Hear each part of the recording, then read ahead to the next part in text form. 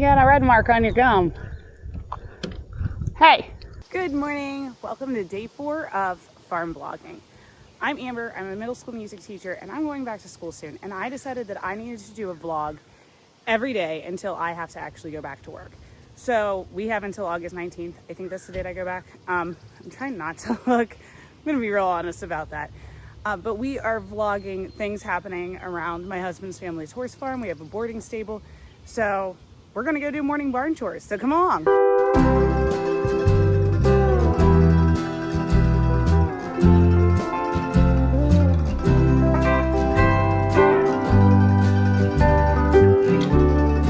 Now, if you've been following my content for a while, you know that I didn't get my first horse until I was 34. I mean, I've been around horses, I rode horses, I just, as a child, wasn't allowed to own a horse. And obviously, when you're in your 20s and you're just getting out of college, it's not really the best time to own a horse. So by the time I got a full-time job, and I had it for 10 years at this point, the opportunity came about and I said, yes, I will take the horse. Turned out to be the best decision of my life. My family and my friends thought I was psychotic and was seriously concerned about my mental and financial well-being. It was the best thing that I ever did. So if you're thinking about getting into horses, I'm going to tell you to just do it. And I will tell you that there will be people that try to talk you out of it. Horses are a topic that you either understand it and you love it and it's your passion, or you don't.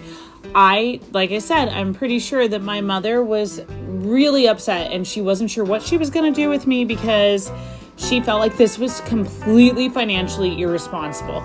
She was like, maybe you could lease a horse. Maybe you could use a horse for lessons. And yes, those are all things that are feasible, but I'm going to say that those are things that are feasible down the line. You don't want to own a horse that somebody else is going to ride all the time unless you have already built a relationship with this horse. Your horse would be working with the trainer and the potential leasee. Otherwise, that's not something that you necessarily want to go through, especially when you're first getting into horses. Now, if you wanted to lease somebody's horse, that might not be such a bad idea.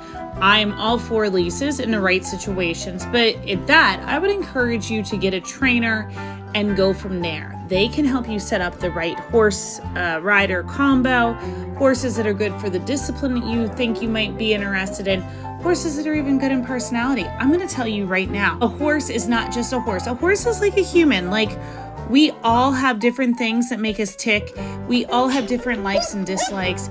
They have personalities. Not all personalities get along. Having a horse that you just didn't click with would be like being stuck in a meeting with that coworker that you absolutely can't stand, and now they're sitting next to you. I think the rider-horse combination is something that a lot of people overlook when they're first getting into horses because they just see a horse that they think is beautiful, or they really just want a horse so bad that they will take on anything even if it wasn't a good fit. That is something that I would caution everybody about. You really need to consider what the horse is, how old it is, what it can do, what you want to do.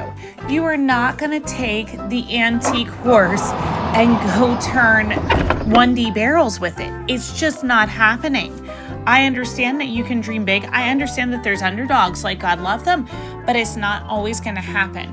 If those are goals that you want, then you need to look a little bit more towards that direction. This mare right here is a perfect example of that. When I picked her up, she came from my father-in-law's friend who was downsizing, and he had bought her at an auction.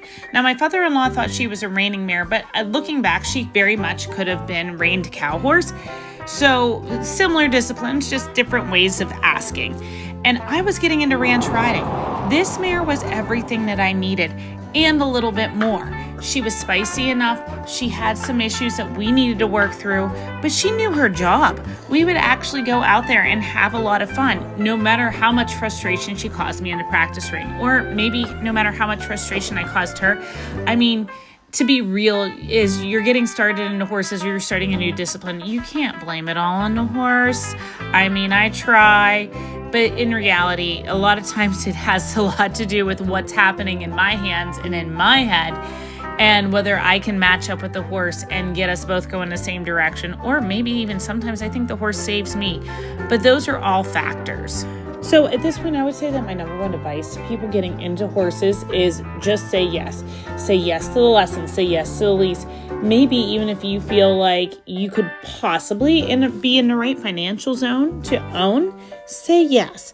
Take the risk. The worst thing that happens is that you have to rehome. Now, I understand that not everybody's into this, but the livestock market is a real thing. Horses do get rehomed all the time. You have to remember that they're not really viewed by the general world as pets. Yes, there are a lot of us that view them as pets. My group is a bunch of pets. They're not going anywhere. They're going to stay with me. However, there are people in the performance sector that they are not pets, they are partners. And I completely understand that too. So there's a lot that you have to learn and learn how to respect in the equine industry. But that's a whole nother video for another time. Which brings me to, now that we're so deep in this video, what are some things that you would like to know? I'm here to help people that think they might be interested in horses, especially women that are midlife or approaching midlife and are just like, this is something that I always wanted to follow. I am here to help you because I've done it. The past 9 years, I came in thinking I knew a lot about horses. I will tell you, if you think you know a lot, you actually don't, but it's okay. You will come to terms with that and you will learn a lot. And that's absolutely all right. You have to allow yourself to be a beginner.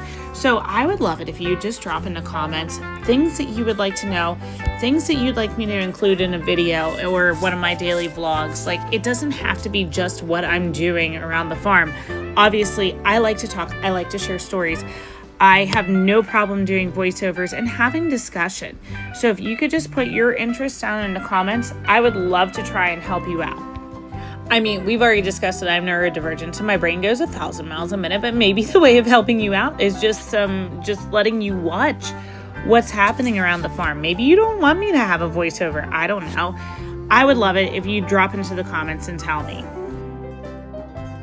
So with that, I'm done lecturing. We're going to go to my horses in the field. You just take a treat. Kitty, get out of my pocket. Get fly spray on Trixie, and Trixie just absolutely hates it.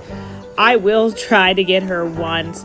But after that, like, we're over it. She has to allow me to spray her. I just feel like this is a necessity in the field. Okay, so that's it for lecture. We're just going to enjoy the horses from here on out.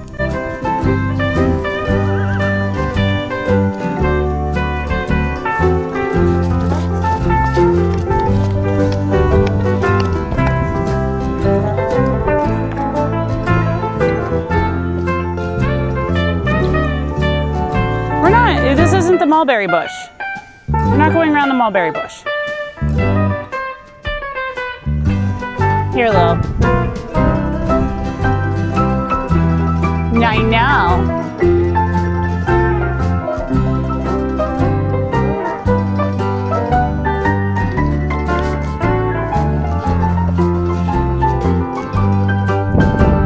I think you need a treat too, Chief.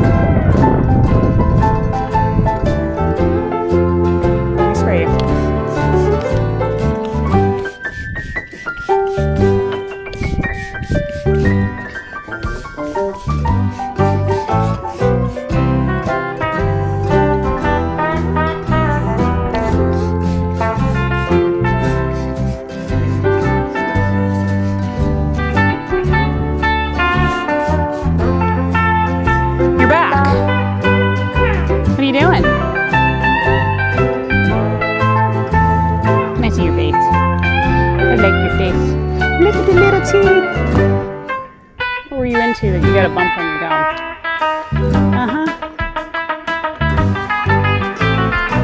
What's that? You got a red mark on your gum. Hey, don't you kick that. That was so good. That was so good. Can I do it again? We got cheese.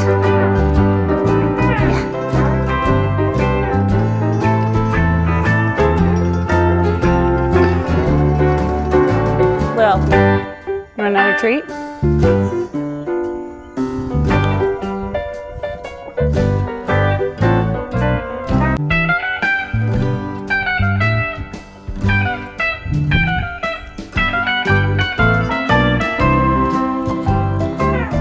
What? Did you lose your other kid? Yeah. I don't know, ma'am. Hey.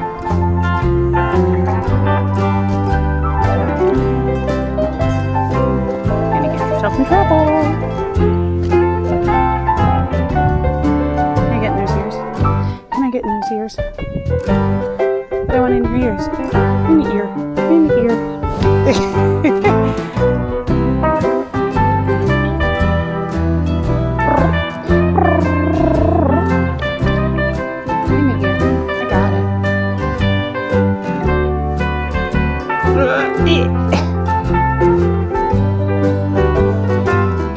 Hi, Chiefers.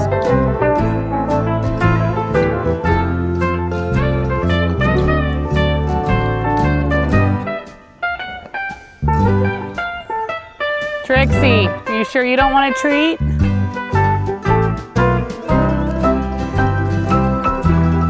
Can we try one more time?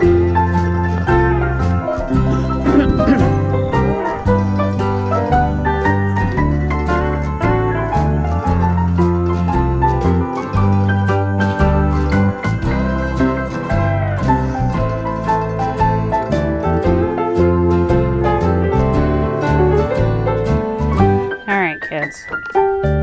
Oh, that was a nice snag. What is this? Mustard.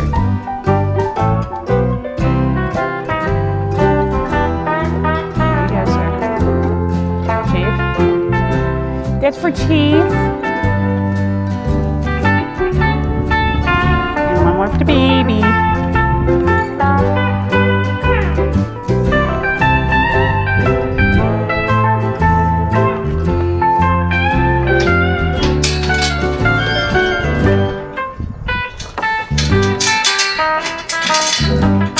Well, now that we got all that done, it's time to take Ruby for her quad ride because she loves her quad rides. I'm no kidding. The dog actually gets upset if she doesn't get to go for one. So I've tried to make sure to take her for at least one a day so that she has something to look forward to.